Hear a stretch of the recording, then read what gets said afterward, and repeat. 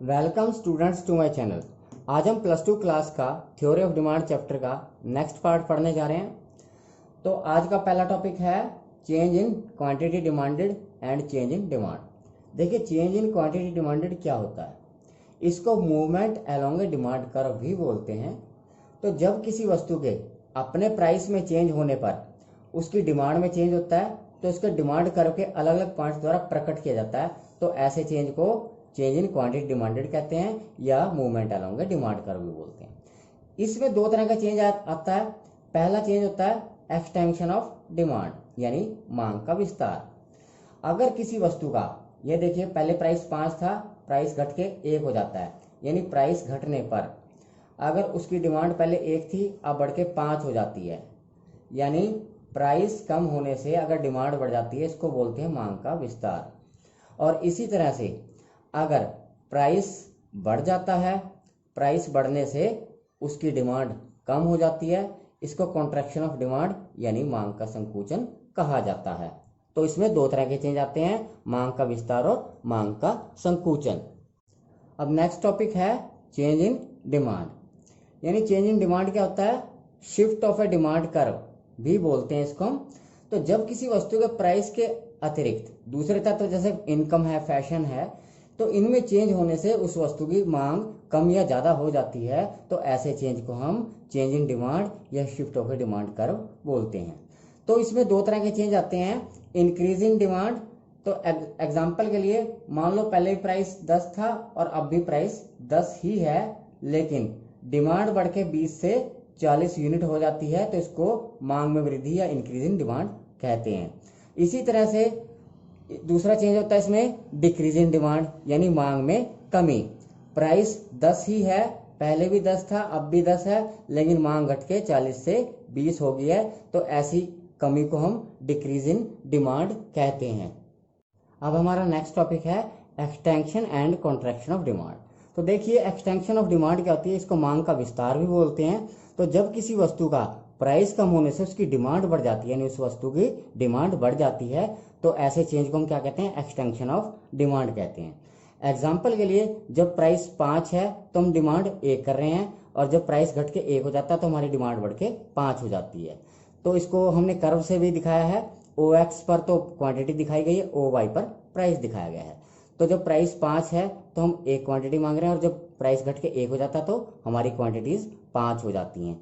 तो ये extension of demand का कर्व है। तो आप समझ गए होंगे एक्सटेंशन ऑफ डिमांड क्या होता है। अब बात आती है कॉन्ट्रैक्शन ऑफ डिमांड की, यानी मांग का संकुचन। जब किसी वस्तु का प्राइस बढ़ने से उस वस्तु की डिमांड कम हो जाती है, इसको कहते हैं कॉन्ट्रैक्शन ऑफ डिमांड या मांग का संकुचन। एग्जाम्पल के लिए जब प्राइस 1 है तो हम 5 चीजें मांग रहे हैं, और जब प्राइस बढ़ के 5 हो जाता है वस्तु का, तो हमारी डिमांड घट के 1 रह जाती है। तो कर्व से भी बनाया है मैंने इसको। तो देखिए, जब प्राइस 1 है तो डिमांड हमारी 5 की है, और जब प्राइस बढ़ के 5 रुपये हो जाता है तो डिमांड घट के 1 क्वांटिटी रह जाती है। तो इसको मांग का संकुचन कहेंगे। अब हमारा नेक्स्ट टॉपिक है इंक्रीज और डिक्रीज इन डिमांड। यानी इंक्रीज इन डिमांड क्या होता है, मांग में वृद्धि। तो एग्जिस्टिंग प्राइस पर, एग्जिस्टिंग होता है वर्तमान कीमत पर, जब किसी वस्तु की अधिक मात्रा खरीदी जाती है वर्तमान कीमत पर, तो उसको मांग में वृद्धि बोलते हैं। जैसे प्राइस 10 था तो डिमांड 20 थी, प्राइस 10 ही रहे लेकिन डिमांड बढ़कर 30 हो जाए, तो इसको मांग में वृद्धि कहेंगे।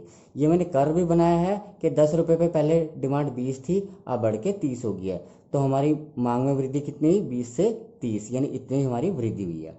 तो इसके कुछ कारण भी होते हैं कि किस कारण से मांग में वृद्धि होती है। उपभोक्ता की आय बढ़ना, प्रतिस्थापन वस्तु की कीमत बढ़ना, उपभोक्ता की वस्तु के लिए रुचि बढ़ना, भविष्य में वस्तु की कीमत बढ़ने की संभावना होना। अब बात आती है डिक्रीज इन डिमांड की, यानी मांग में कमी की। एग्जिस्टिंग प्राइस पर जब किसी वस्तु की कम मात्रा खरीदी जाती है, यानी वर्तमान कीमत पर जब किसी वस्तु की कम मात्रा खरीदते हैं, तो उसको क्या बोलते हैं, मांग में कमी। एग्जाम्पल के लिए प्राइस पहले 10 है तो डिमांड 30 है, प्राइस 10 ही रहे लेकिन डिमांड घट के 20 यूनिट हो जाए, तो इसको मांग में कमी कहेंगे। इसको कर्व द्वारा दिखाया गया है कि पहले 10 पर हमारी कीमत मांग है 30 यूनिट, और प्राइस 10 ही रहे लेकिन मांग घट के हमारी 20 यूनिट हो जाती है, तो ये मांग में कमी का डायग्राम है। इसको हम कर्व भी बोल सकते हैं। तो इसके कारण बता रहा हूँ, उपभोक्ता की आय कम होना, प्रतिस्थापन वस्तु की कीमत घटना, उपभोक्ता की वस्तु के लिए रुचि घटना, भविष्य में वस्तु की कीमत घटने की संभावना। यानी इसके कारण जो होते हैं उसके अपोजिट होते हैं, तो आपको ये आसानी से याद हो जाएगा। अब हमारा जो नेक्स्ट टॉपिक है, demand for a commodity in relation in price of substitute goods. तो इसका मतलब है स्थापन वस्तु की कीमत के बारे में एक वस्तु की मांग को दिखाना। तो देखिए, सबसे पहला है increase in price of substitute goods, यानी स्थापन वस्तु की कीमत का बढ़ना। देखिए, मान लो चाय यानी टी जो है, टी की जो प्राइस है वो हमारा कांस्टेंट है, यानी 100 रुपये ही है। चाय का प्राइस 100 रुपये ही है। तब उसकी जो डिमांड है वो हम 1 kg यानी 1 किलोग्राम कर रहे हैं। मान लो चाय की कीमत तो स्थिर है, लेकिन जो कॉफ़ी है, कॉफ़ी का जो प्राइस है अगर वो बढ़ जाता है यानी इंक्रीज हो जाता है यानी बढ़ जाता है, तो हम क्या करेंगे, हम महंगी वस्तु कॉफ़ी के स्थान पर चाय को पीने लग जाएंगे। तो अब हम चाय की मांग बढ़ा के 1 किलोग्राम से 2 किलोग्राम कर देंगे। तो हमारा जो डिमांड कर्व है वो खिसक के डी से D1 हो जाएगा। अब हमारा टॉपिक है decrease in price of substitute goods, यानी स्थापन वस्तु की कीमत में कमी। मान लो कॉफ़ी का अगर प्राइस जो है हमारा कम हो जाता है, प्राइस कम हो जाता है, तो हम क्या करेंगे, स्थिति बिल्कुल विपरीत हो जाएगी। चाय के स्थान पर हम कॉफ़ी पीने लग जाएंगे और चाय की मांग कम करेंगे। जैसे आप एग्जाम्पल में देख रहे हैं, 100 रुपये प्राइस पर पहले हम चाय की 2 kg डिमांड कर रहे थे, परंतु कॉफ़ी का प्राइस कम होने के कारण हम अब 100 रुपये पर 1 kg ही चाय की डिमांड करेंगे।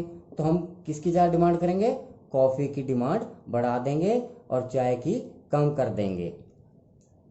अब हमारा टॉपिक है demand for a commodity in relation to the price of complementary goods. देखिए, पूरक वस्तु की प्राइस के बारे में एक वस्तु की मांग। तो इसमें पहला टॉपिक है increase in price of complementary good. तो कार और पेट्रोल हमारे क्या हैं, कॉम्प्लीमेंट्री गुड हैं, यानी पूरक वस्तुएं हैं, क्योंकि कार बिना पेट्रोल नहीं चल सकती और पेट्रोल का कार के बिना कोई महत्व नहीं है। तो आपको मैं एक एग्जांपल लेके समझा रहा हूँ, डायग्राम। तो देखिए, मान लो कार की कीमत, कार का जो प्राइस है वो 2 लाख रुपीज़ है। कितना है, 2 लाख, यानी 2 लाख रुपए मारुति कार का प्राइस है। तो यदि कार का प्राइस हमारा 2 लाख ही रहे और पेट्रोल का प्राइस बढ़ दे, तो ऐसे में होगा क्या, कंज्यूमर जो हैं कम कारें खरीदेंगे। चाहे कार की कीमत कांस्टेंट ही है, तो पहले वो 30 कंज्यूमर 30 कारें खरीद रहे थे देश में। अब पेट्रोल के प्राइस बढ़ने से अब वो कम कारें खरीदेंगे, यानी 30 से 20 पे आ जाएंगे। तो हमारा जो D1 कर्व है वो बैकवर्ड आके D2 हो जाएगा। अब नेक्स्ट पॉइंट है decrease in price of complementary good. तो देखिए, मान लो पेट्रोल जो है उसका प्राइस, पेट्रोल का प्राइस हमारा कम हो जाता है और कार की जो कीमत है, प्राइस ऑफ कार 2 लाख ही रहती है। प्राइस ऑफ कार हमारी पहले भी 2 लाख थी, अब भी 2 लाख रुपए ही है। तो ऐसी स्थिति में जब पेट्रोल का प्राइस डिक्रीज हो जाता है, तो कंज्यूमर जो हैं कारों की अधिक मांग करेंगे। पहले वो 10 कारें मांग रहे थे, अब वो 20 कारें मांगने लग जाएंगे, क्योंकि पेट्रोल के प्राइस कम हो गए हैं और हमारा डिमांड कर्व D1 से आगे खिसक के D2 हो जाएगा। अब हमारा टॉपिक है classification of goods with reference to the demand, यानी मांग के दृष्टिकोण से वस्तुओं का वर्गीकरण। तो पहले टाइप की जो गुड्स होती हैं उसको बोलते हैं नॉर्मल गुड्स, या हिंदी में सामान्य वस्तुएं भी बोलते हैं। देखिए, नॉर्मल गुड्स कौन सी होती हैं, जिन पर इनकम इफेक्ट, मैंने क्या बोला, इनकम इफेक्ट जो है पॉजिटिव होता है, इनकम इफेक्ट पॉजिटिव होता है, तो उसको क्या बोलते हैं, नॉर्मल गुड्स बोलते हैं।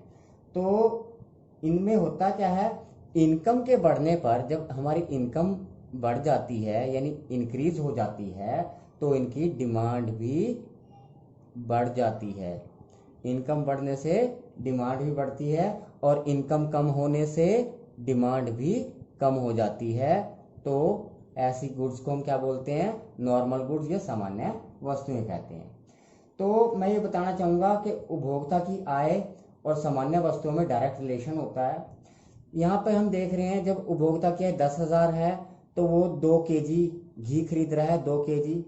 इसी तरह जब उसकी इनकम बढ़ के 20,000 हो जाती है तो 4 केजी घी खरीदने लग जाता है। तो आप देख ही रहे हैं कि इनकम बढ़ने से मांग भी बढ़ रही है। अब नेक्स्ट टॉपिक है इन्फीरियर गुड्स का, यानी निम्न कोटि वस्तुएं या घटिया वस्तुएं भी इनको कहते हैं। तो घटिया वस्तुएं वो होती हैं जिन पर इनकम इफेक्ट नेगेटिव होता है, तो उसको घटिया या निम्न कोटि वस्तुएं बोलते हैं। अब नेगेटिव इनकम फैक्ट का मतलब है अगर कंज्यूमर की इनकम बढ़ जाती है तो इन वस्तुओं की डिमांड जो है वो कम हो जाएगी। एग्जाम्पल के लिए डालडा घी हमारा घटिया वस्तु है, अगर कंज्यूमर की इनकम बढ़ती है तो डालडा घी की मांग कम कर देगा, उसकी जगह वो देसी घी यूज करेगा।